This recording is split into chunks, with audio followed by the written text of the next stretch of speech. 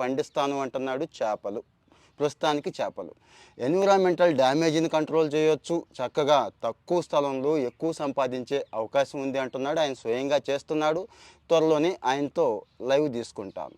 ఆయన ఏం చేస్తున్నాడు అంటే రివర్స్ కల్చర్ చేస్తున్నాడండి. అంటే ఫ్రెష్ వాటర్ని చక్కగా పెద్ద పెద్ద అల్యూమినియం తొట్టెల్లాంటివి చేయించేసుకొని అందులో వాటర్ పంపించి ఆక్సిజన్ ఇస్తూ పైపెచ్చు సేంద్రియ పద్ధతి అంటున్నాం కదండి. వాళ్ళందరికీ ఆర్గానిక్కే కావాలి కదా, చేపలు కూడా చాలా భయపడుతున్నాం.